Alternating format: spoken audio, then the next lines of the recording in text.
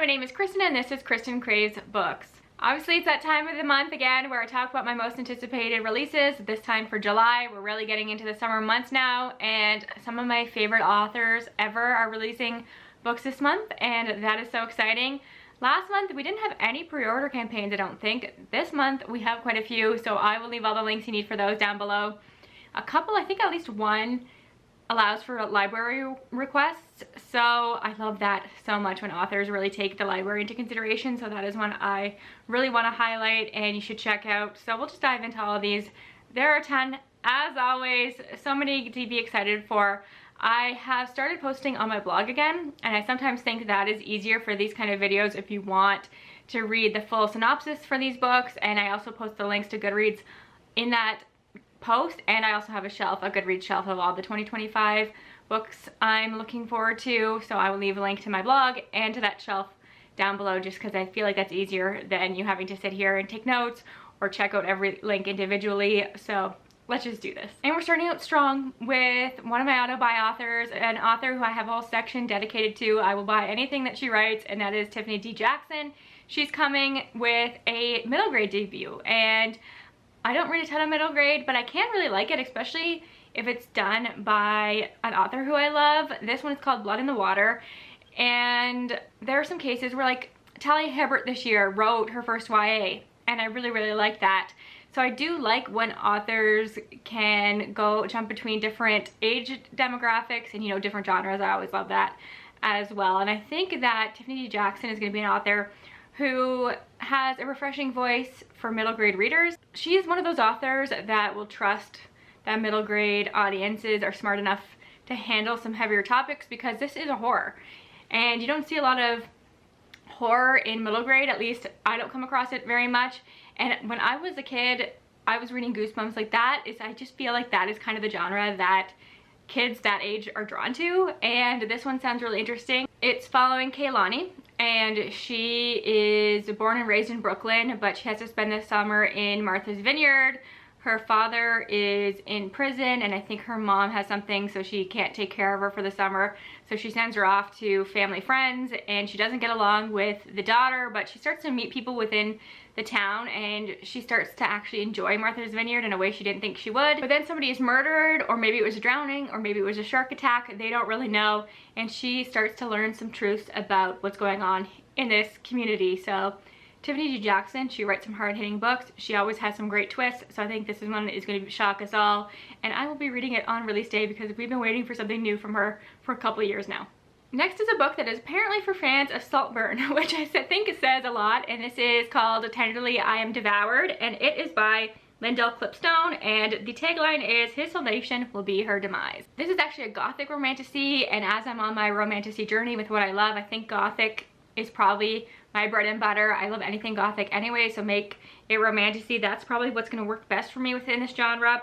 And it says that a young woman must bind herself to a dangerous demon with the help of the son of a rival family to save her family's legacy and herself from ruin. Our main character is Lacrimosa, I think that is how you pronounce her name, and she is expelled from her prestigious boarding school after a violent incident, and she returns home to find that her family is in financial trouble. So in an attempt to save them, she agrees to enter this marriage of convenience, and it says it's to Therian, the god worshipped by Lark's, I think Lark is probably her nickname, Lark's isolated coastal hometown. But then something goes terribly wrong, and she vanishes from the mortal realm, and the only people that can help her are these two siblings, the boy that broke her heart and his alluring sister. So that dynamic could be interesting depending on where that is going. I feel like it's hinting at something, but it's not quite clear. And it says that the three of them team up and they do some kind of ritual to repair Lark's relationship with her bridegroom, and it says they draw the ear of something much darker which seeks to destroy Therian and Lark as well. So interesting. I'm curious about that one. Love the cover, and yeah, I just think gothic romantasy is probably what works best for me. Then we gotta go for something cozy. This covers everything. I'm gonna love this. C.B. Lee is an author who I actually own something from, and I've heard great things about but haven't read from before. This one is called Coffee Shop in an Alternate Universe, and look how cute this cover is. A geeky overachiever determined to save the world through science, and a troublemaking chosen one lashing out against her destiny meet and fall in love in a magical coffee shop as their two very different universes begin to collide. It's sapphic, cozy fantasy, YA romance. So this looks so cute. So we're following Brenda, and her internet goes out and she's got to make a scholarship deadline. So she goes into this coffee shop, and that is where she meets Kat. And they have this instant connection. The problem is that they are from different universes. Like, need to go to find a portal to go on a second date to different universes. I just think this can be quirky and sweet, a good palette cleanser for me. And I've been getting back into my cozy fantasy love. And it looks like a good summer one. There's a dragon on the cover. There's also some kind of cat creature there. What more do I need? Thea Gonza has a new book coming out. She wrote The Hurricane Wars, which I do have a special edition of. I just haven't read. I heard mixed things, but some people really love it, and I do want to get to it. But this one looks really cute, and I love the cover. It's called Tusk Love. Now, I haven't really read any like orc romances. I know that's like a niche genre a lot of people love, and I have a few of them on my Kindle because they often come up for those Stuff Your Kindle days and things like that. But this one just sounds adorable. It says a merchant daughter who yearns for adventure gets more than she bargained for when she falls for a broodingly handsome stranger. So it's that typical thing. We're following Guinevere. She's a merchant's daughter, and it's expected of her to marry well and to be an obedient wife, but she wants a life of independence. And then one day her caravan is attacked by bandits and her guards are killed, and our male love interest is the one who saves her, and he is on a journey of his own because he has lost his mom, and he is on a long journey to go to his homeland that he's never been to before and to meet family he's never met. And he doesn't want her involved at all. It's just another headache for him because obviously he's like a bit of a Mr. Darcy vibe going on here, but they have a connection and they go on this journey together. Now, journey stories, not always my favorite, but when you had a romance and you kind of got these cozy vibes, I can like it. So we will see how I feel, but I've been seeing some good reviews for this one already because a lot of people had arcs of it and have been talking about it on Instagram. To start off July 8th, we have a couple sequels, so I'll just be brief because you won't be interested in these unless you read the first book. So Lore of the Tides by Anita Lee Sprana is coming out. So this is the sequel to Lore of the Wilds, which I know is divisive. It has mixed reviews, but there was a lot of things that happened in that book that I really loved, and it went places I wasn't expecting. So I've really been looking forward to this sequel. And it says, this is actually the conclusion, so it's only duology. So it's not that big of a commitment. It says, as Lore navigates fey magic amid looming dangers that threaten to destroy her world. So in the first one, she lives in this town. I can't even remember how she ends up, but she ends up going to the capital city and working as a librarian at like the castle there, and you see her trying to archive everything in the library, but things quickly evolve from there, and there's a bit of a love triangle that happens as well. I just liked where it went. I thought it was surprising, and I'm curious to see how it wraps up. If it was longer than a duology, maybe I wouldn't continue on or be as excited for it, but because it's only duology, I'm down to read this one, and there's no denying that the actual cover of this is stunning. Then we have Ascension by S.T. Gibson. This is the sequel to Evocation. Evocation was one of the best books I read last year, so you know I'm dying to read this. Read the prequel, been very excited for this direct sequel. I need to know what happens to these characters. Now, you can't go into these books thinking that they're high fantasy or really that there's a lot of magic or fantasy elements in it at all. They are part of like this kind of high society in New York where they do kind of summonings, and it's all centered around that, but the main focus is the relationships between these three. We're following Reese and David and Moira, and Reese and David are exes and have a very complicated history, and Moira is now married to Reese, and it gets messy, but it's really beautiful, and I just loved everything about their dynamics. I think S.T. Gibson is a master at writing relationships, and I can't wait to see what happens in the second book. And again, stunning edition, gorgeous. Then we have Love Spells Trouble, and this is by Nia Davenport, and this has two of my favorite things, witches and fake dating. So, you know, I want to read this. And it also is set in a bakery. So we're following Kaden, and she's aware that her mom was shunned from the family when she married her dad. So her mom was a witch and her dad was human, and that is just looked down upon. And years later, the bakery that the family owns is in trouble because wealthy witches are gentrifying the neighborhood. And there is this very popular witch. He's part of a coven who she ends up accidentally going on a date with, and somehow this goes viral. Must be TikTok or something, you know, this is a contemporary. And people start to come into the bakery just to get a glimpse of the girl who this guy went on a date with. and it's really helping business, so they must enter some kind of deal where they agree to fake date. Sounds cute. Sounds like a good one I could read in an afternoon. I've been wanting to read from this author actually, and yeah, it does have a lot of my buzzwords, so I'm gonna give it a go. Predatory Nature is by Amy Goldsmith, and it says a teen girl's dream job aboard a luxury train derails when she discovers the strange cargo being transported. A mysterious and beautiful greenhouse, but its flowering facade may hide deadly thorns beneath. So this is following Laura, and she gets a job aboard this train. I think it's for a year, and she ends up meeting these two siblings who have this greenhouse aboard, and they're acting very odd, but they tell her it's for research. But as she sleeps, she's being called to this greenhouse, and it's whispering to her and her dreams, and the story plays out from there. So I love the vibes of that. I feel like a lot of the horror we're getting these days focuses around botany and stuff, and that works for me. I do like that. It says, soon Laura will learn you can't outrun your troubles. You have to grab them by their roots, and if you can't dig up the secrets of the barnbury, they might just consume her whole. So interesting. And there's a pre-order campaign, so you get a double-sided art print, a signed bookplate, and bookmarks, and everything's adorable and very much fits the vibe. I probably should have talked about this book when I was talking about the sequels coming out on July 8th, but this one is more of a standalone within a larger world. So this one is The Undercutting of Rosie and Adam. This is by Megan Bannon. The first book is The Undertaking of Heart and Mercy, and that is enemies to lovers. The second one is The Undermining of Twyla and Frank, I believe, and that's friends to lovers following older characters. And apparently this one is Opposites Attract, and it's all set in the same world of Tanria. And I like the world, and I always read these pretty soon after they come out because they're just comfort reads for me. I really like the world that she's built, and there's dragons and everybody's friends, but there's actually some stakes that happen, so I think that's really well done. It says it's a fantasy rom-com with an opposite attract twist. So this is following Rosie, and she's a demigod and she's immortal, and she's been patrolling this community for decades, and I think she's over 100 years old, and she's just bored, she's burnt out, she's over it. And she begins to put around this portal that only she can see, and somehow she gets electrocuted and she dies again. She's died many times because she's immortal, and she comes back to life. But she kind of breaks this portal, and the inventor of it has to come to town to fix it. And he realizes that it's starting to break apart and it's a danger to the community, so he evacuates everybody, and through the chaos of that, he and Rosie end up trapped together in the mist, and they have a romance. And I think he's like brooding and all that kind of stuff, and I think it sounds really cute. So I just like her writing. I think she does great, like more lighthearted romances, but as I said, with stakes. There's some stakes in that story, obviously. So it says Rosie is determined to crack the shell of his cool exterior, but the more she learns about Adam, the more she realizes that they both have personal histories as tangled and thorny as the plants that have trapped them inside the mist.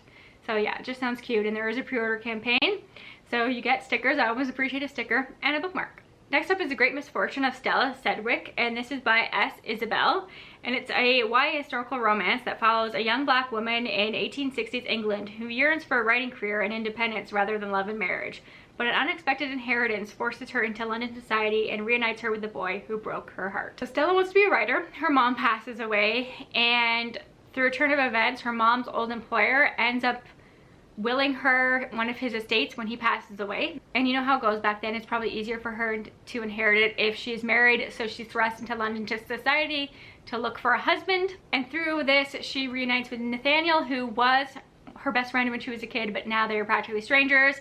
And she also picks up her mom's advice column. Her mom had an advice column where the elite would ask how to get through society and stuff, so she's taken a column over, which I think is a fun little twist to the story as well. And I've heard good things about this author, actually. I think I might have a book from her on my TBR somewhere. Julie Soto actually has a romantasy coming out. I read her contemporary romance, loved one, didn't love the other one. I've been a little iffy about this, but honestly, people who I trust have actually been liking it. So I'm curious. It says the war is over, the dark forces have won, and the hero who was supposed to save them is dead. Telling Bryony, and she is captured when her castle is attacked, and she is taken to auction and sold to the highest bidder. And there's a bit of a bidding war for her because she is the heir's sister, and she's stripped of her magic, and she's sold to Tovin, who of course is somebody that she used to be infatuated with. And it says that Bryony knows they will use her however they can to further their own interests. Yet despite the horrors of her new world and the role she must learn to play within it, all is not lost. Help and hope may yet arise in the most unlikely of places. So we'll see about that one. Another romantasy of Flames and Fury. This is by Michaela Bridge, and the tagline is Love Burns Bright. This one sounds unique because there are phoenix races in this, and I kind of love that idea. On an island built from ash and shrouded in fire, phoenix racing is a sport just as profitable as it is deadly. So we're following Kel, and she's got a team. They're underdogs, and they sign up for this race because the money would be life-changing for them, but they need a new rider. And of course she has to join forces with Warren, who is hot but also her rival, and she ends up joining forces with some kind of tech mogul who has a weird interest in her phoenix. It says this thrusts Cal into a conspiracy that endangers everyone she cares about, as her resentment ignites into something dangerously new. Heart-pounding pages full of fiery romance, jaw-dropping confessions, political scheming, and volatile magic accumulate in a final battle that none may survive. Now moving on to July 15th, and this is very exciting. I've put this book on a few most anticipated releases video lists because it was delayed many times. I think it was on in my video for my most anticipated book of 2024, and here we are, July 2025. And it's A Witch's Guide to Magical Innkeeping by Sangu Mandana, who wrote A Very Secret Society of Irregular Witches, which so many of us read and loved. I think even people who don't love cozy fantasy as much as I do have appreciated that one because the romance is so cute in it. And I've talked about this book a million times, but it's following Sarah Swan, who is obviously a witch, and she performs a spell to bring her aunt back to life, and that is frowned upon, so she is stripped of her magic, and she has to move in with her aunt and help her run this bed and breakfast, which is always a setting that I love. And she has to enlist the help of this librarian, who, as I'm talking about this, I'm realizing that a lot of the love interests in the books coming out this month are like broody, but I kind of like that, so that's okay. But he's the only one that can help her.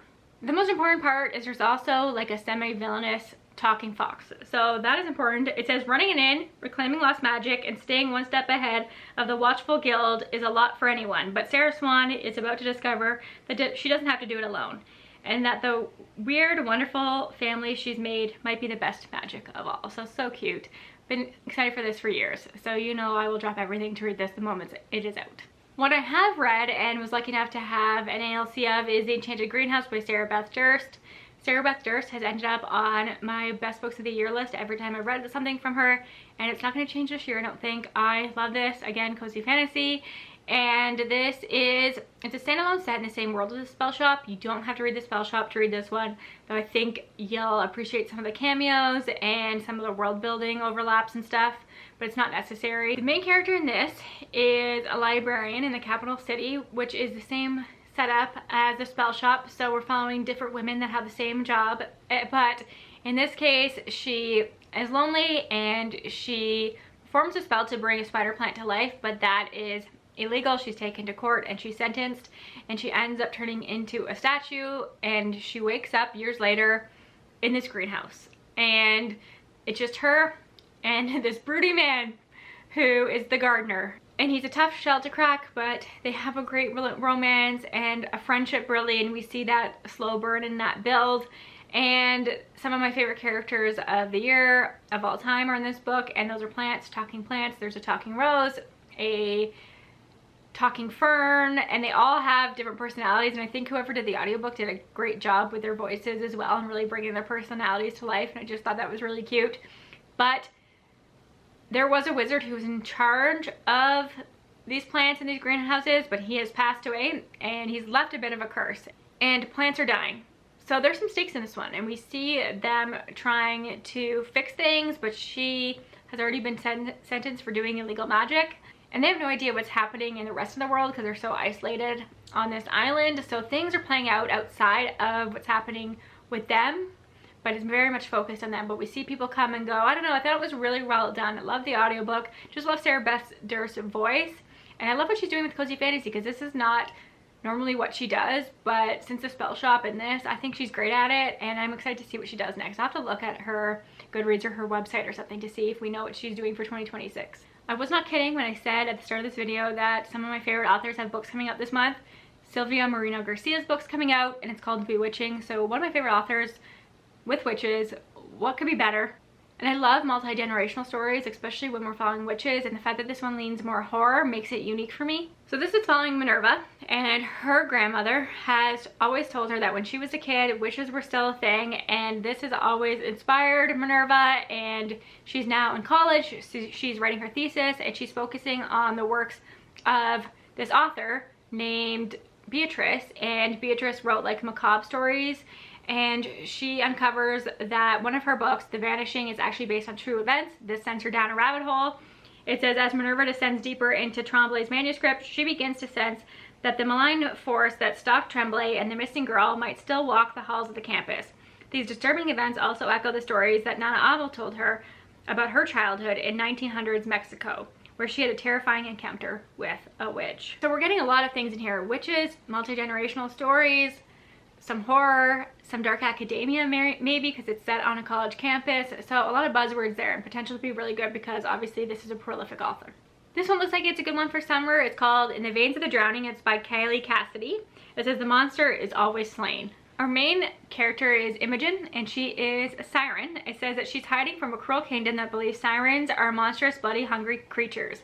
Hiding from a king and his captain who viciously hunt her kind. Hiding from her own alluring abilities. By keeping herself from the sea, Imogen's bloodlust is dulled, and her black wings remain hidden beneath her skin. Interesting that she has wings, and she's a siren. I have read a couple siren stories, and I really like them. It says, when a neighboring king comes to visit, Imogen can no longer hide. He knows precisely what she is, and he believes that she can save both their kingdoms from an even greater monster.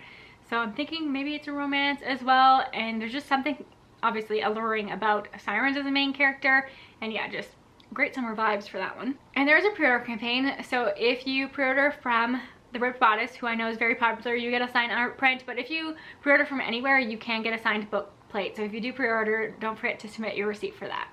I told you there's a lot of like botany horror coming out this year, and here's another one. It's called Girl in the Creek, and this is by Wendy N. Wagner, and it says that it is an atmospheric and eerie story about a Pacific Northwest forest that seems to be devouring all who enter. It says it's perfect for fans of T. Kingfisher, you know me, huge fan, and Jeff Vandermeer's Cli-Fi Cosmic Horror. I like Jeff Vandermeer. I like Cli-Fi horror. Cosmic horror I struggle with for some reason, so we will see how I feel. Mushrooms are a big thing in horror these days as well. So it's set in this forest that's always been a sanctuary for evil. It says human and alien, and it says the shadows of looming trees and long abandoned mines shelter poachers and serial killers alike.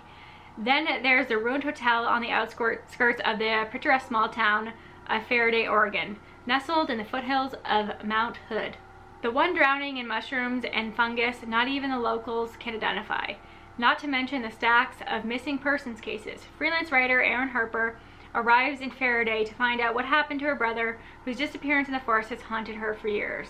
But someone else has gone missing. And when Erin finds her in the creek, the girl vanishes again, this time from the morgue, and days later, her fingerprints show up at a murder scene. Maybe it's a serial killer. Interesting. So like a very murder mystery kind of vibe in here, but definitely haunting and creepy. So I think I could like this one. A cosmic horror, I just don't get.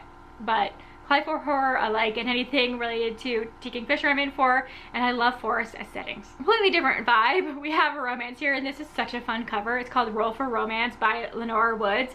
Two fledgling tabletop gamers find themselves falling for each other, both in and out of their weekly D&D sessions. I think you got from the cover that this was D&D related, but this is actually a charming fantasy-tinged romance, so there's some fantasy in here as well. So we're following Sadie, and for years she's declined her best friend's invitation to join this weekly D&D group, but she loses her job in New York, so she flees to Texas to stay with him, and she agrees to join. So I think the premise of this one is that we kind of see the characters that they play in D&D and the fantasy element of that. I think that's where the element of fantasy comes in, because it says she becomes Jaeli, a powerful and self-assured human cleric blessed by the goddess of luck with spells to heal her companions. But in real life, Sadie believes her luck has run out, and she hopes the distraction will give her time to clear her head and plan the next steps. And someone who's playing with her is Noah. He's new to town, he's very charismatic, he travels a lot, and it says as the relationship progresses in both worlds, Sadie can't help but wonder if they might last beyond the game. But when a surprising new opportunity opens in New York, she must face the truth about why she lost her job in the first place, and whether she and Noah have found something in Texas worth staying for. Torn between her career dreams in the city and the exciting uncertainty of a new adventure, she will have no choice but to roll the dice.